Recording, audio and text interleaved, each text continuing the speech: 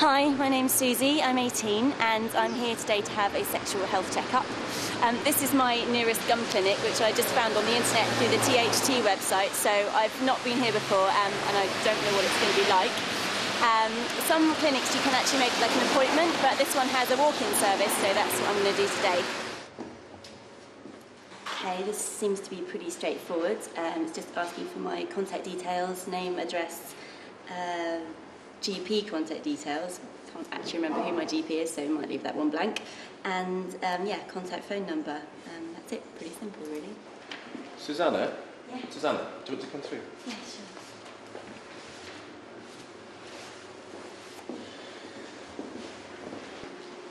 sure. Right, come this way. Have a seat. Thanks. Right, hi. Hi. My name's Michael, Dr. Brady. Okay.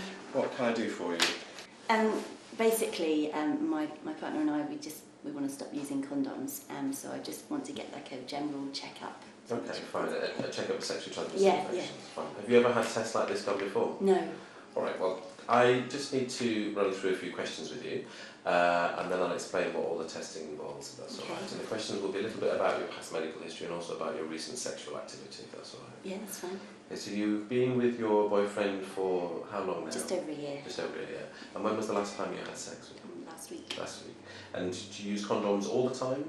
Yes. Sure. And the plan now is to stop using condoms with him. Fine. And what about contraception? Are you using any other type of contraception? I'm on the pill. Fine. And you've had no problems with the pill? No. Not missing any or forgetting any? No. And when was your last period? About 3 weeks ago. Fine, but that was normal and as you would expect it. Yeah. Sure. Have you had sex with anybody else in the year you've been with your boyfriend? No. Do you have any medical problems? No. Are you taking any medication regularly other than the pill? No.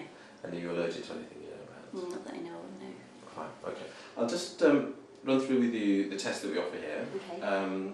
There are 4 main infections that we recommend everybody gets tested for: chlamydia and gonorrhea, Yeah. and syphilis and HIV.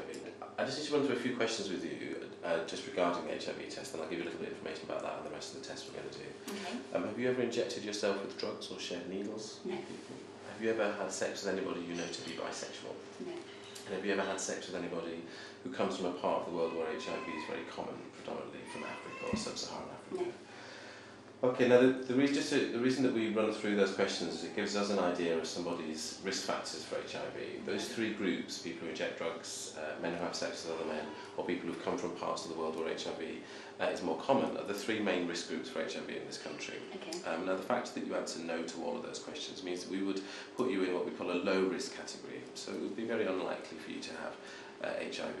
And if we were to do a test today, we'd expect the test to come back negative. Now, we still recommend that everybody has a test because although the risks are very small for you, everybody who's ever had sex has some degree of risk for HIV. Okay. The reason we recommend people get tests nowadays is because there are excellent treatments for HIV. It really nowadays isn't really a terminal illness as such for most people if it's diagnosed early enough and if they're put on treatment. So most people, if they're diagnosed in time and put on the good treatments that we have, can probably expect to have a normal life expectancy. Okay. So it is definitely an advantage to have an HIV test, to know your status, and then we can treat it if we need to. Right, okay. Have you got any questions about that, or about the HIV test particularly? Does it involve needles? It does involve needles. It's a blood test, Right. so we would recommend that the blood test, if you like, is the most sensitive test that we have. So we do recommend that the blood test. You're looking a bit nervy. Do you not like that idea? I'm pretty terrified of needles, to be honest. All right, okay. Terrified in the sense that you wouldn't have it if it was a blood test. Yeah, I'd really rather not. I tend to pass out when I have Oh, blood do you? tests, Okay, so, well we'll try yeah. and avoid that then. Well, that's the problem. We do have alternatives. Although the blood test is the one that we recommend, we have another test which is known as a rapid HIV test, which is done on a finger prick. Right. So it does involve a sharp implement, but it's not a needle as such that goes into a vein. Okay. Or failing that, you're still looking a little bit nervous. Yeah, needles in general. Needles in general. Okay, Yeah. fine. Well, then the other alternative is that you can have an HIV test done on a mouth swab. They're not sort of readily or routinely available everywhere, but we do have some here. So if that would encourage you to have a test that doesn't involve anything sharp, we can do it with that. That would be much better. Sure. To be honest. Okay. Well, that's fine. We can do that, and that has the other advantage of having a result back in about half an hour. So we'll be able to give a result for you for today. Okay, cool. There's a couple of other bits I just need to run through with you about an HIV test, which we tell everybody before having it. One is just to stress that that test and all the rest of the tests we're going to do are completely confidential. So we will give the information regarding the results to you, but we don't send any information anywhere else. We don't contact your GP. If you come into the hospital for any other reason, you have a completely separate set of notes and things. So it's just your information to tell who you choose or not to. And the second thing about an HIV test, which doesn't apply to you so much, but we tell everybody about this anyway, is that there's what's called a 3-month window period or a 3-month incubation period. What that means is that when somebody catches HIV, it can take up to 3 months before the test turns positive. So it means that the test that we do today won't cover the last 3 months of your life.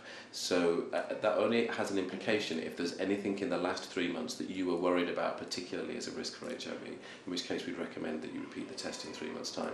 The reason that I say that it doesn't perhaps apply to you so much is because you've been with the same partner for much longer than that, and as we said, you don't really fit into any of the high-risk categories. Okay. All right? Great. Okay.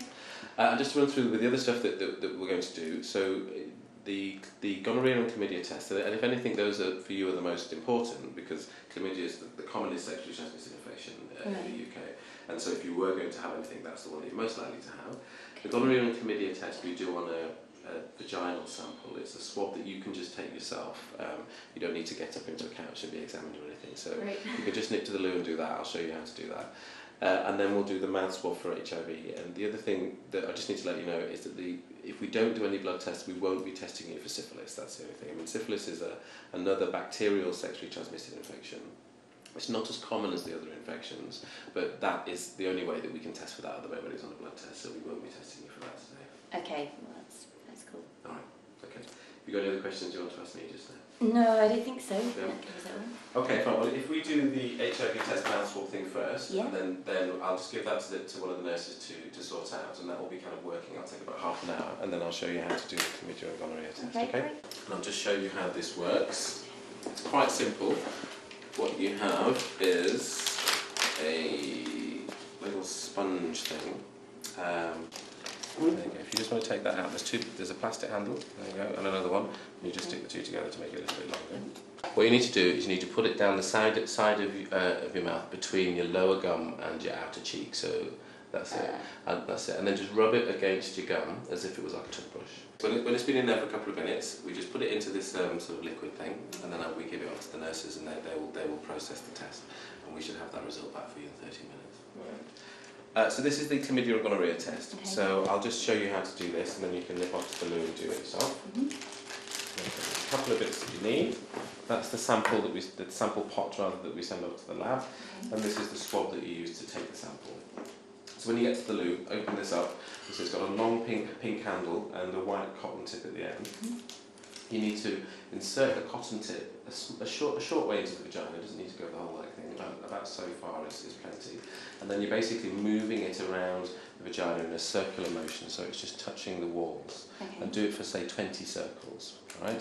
And then you pull it out, take the lid off this, put the cotton tip end in first, snap it off, and then put the lid back on, and then the rubbish you can just throw away. Yeah. So do that, and then bring that back to me in here. Okay, well, right? Thanks very much. Okay, that seemed really straightforward, and it was really clearly explained, so I'm just going to go and do the other test now, and I'll be back in a bit.